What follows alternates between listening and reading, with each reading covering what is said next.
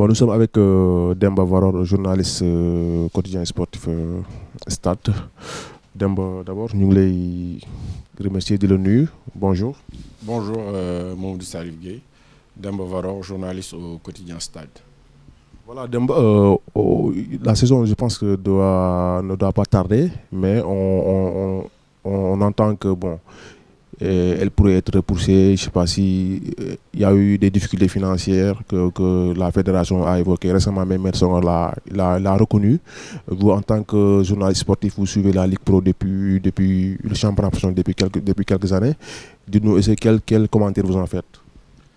Il faut reconnaître qu'il y a des difficultés au niveau de la Ligue professionnelle et que c'est une entité qui souffre financièrement depuis quelques années parce que qui a perdu pratiquement son sponsor leader au début de l'avènement de la Ligue Pro, qui était Orange, qui donnait pratiquement 300 millions par an à la Ligue Pro.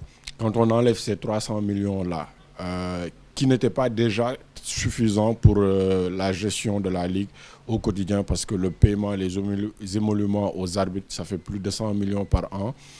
Donc déjà, les 300 millions-là ne faisaient que faire survivre la Ligue Pro.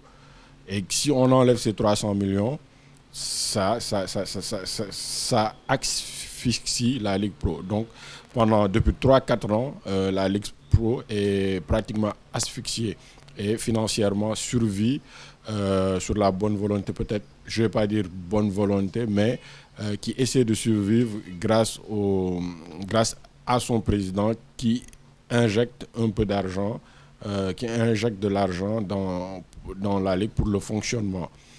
Ça fait 10 ans qu'on fait du professionnalisme. Ça fait 10 ans que le professionnalisme n'a pas été aidé. Peut-être qu'on n'a pas bien pensé le professionnalisme au Sénégal avant de s'y engager. Mais il faut reconnaître que historiquement, si le Sénégal s'est engagé dans le professionnalisme, c'est que la FIFA a poussé les fédérations à s'engager dans le professionnalisme et l'État également a donné son feu vert pour que la Ligue pour que la fédération crée une entité professionnelle pour gérer le football d'élite. Maintenant, est-ce que l'État a accompagné? Jusqu'à présent, non. L'État n'a pas accompagné. Mais moi, ce que je crois, c'est que après 10 ans, quand on a fait 10 ans, il faut... parce que l'événement, c'est en 2009. Donc, 2019, on a fait 10 ans.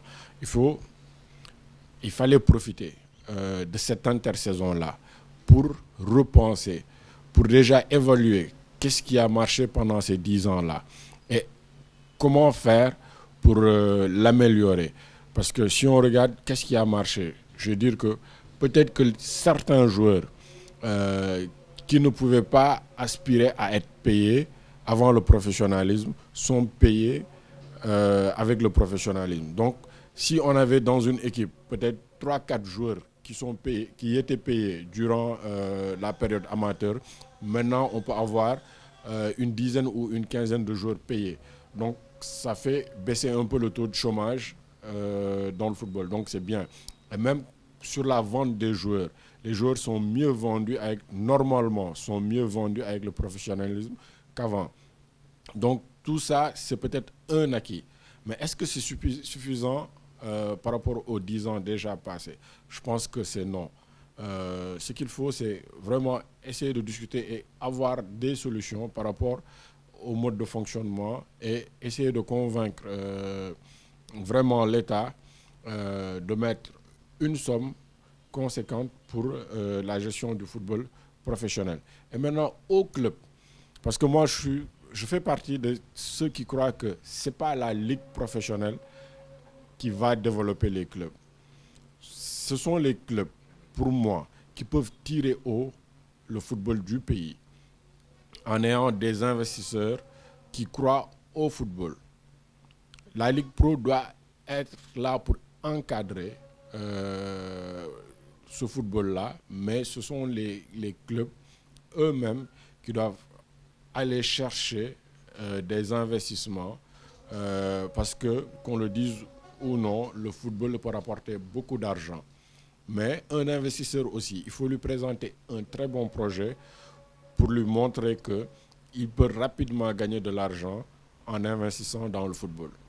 Il y a maintenant qui parle qui appelle l'État à, comment dire, à demander aux sociétés nationales de venir soutenir les clubs. Est-ce que c'est ce que l'État doit faire? C'est une des solutions. L'État peut le faire.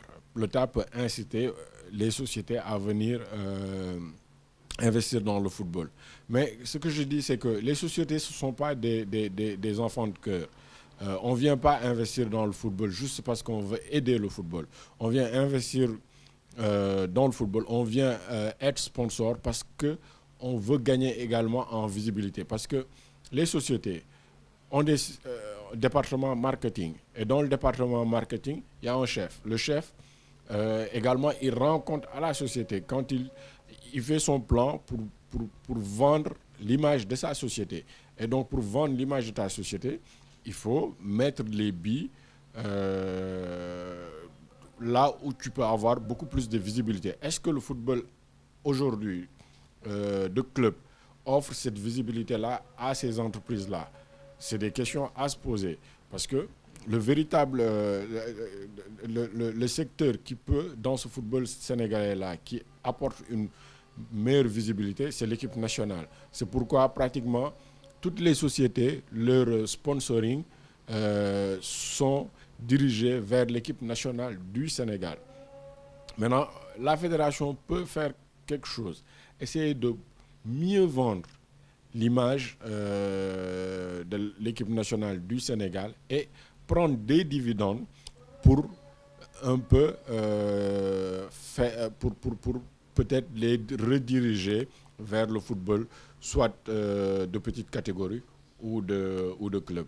Mais toujours est-il que pour qu'une société vienne investir ou accompagner un secteur, il faut que ce secteur-là lui rende la visibilité. Pour que la Ligue ne baisse pas les bras. Mais on ne peut pas baisser les bras parce qu'on ne peut pas dire qu'il n'y aura plus de football ici au Sénégal. Il y aura forcément du football. Maintenant, quel football on veut? Est-ce qu'on veut un football où au quotidien on essaie de survivre? Ou est-ce qu'on veut un football qui, dans 5, 10 ans, 15 ans, peut faire vivre des milliers de jeunes? Si c'est ce football-là qu'on veut, il faudra le repenser parce qu'en l'état actuel, je pense que, comme l'ont dit Maître Senghor et beaucoup d'autres acteurs, c'est très difficile en l'état actuel vraiment de faire vivre de ce football-là des milliers de jeunes.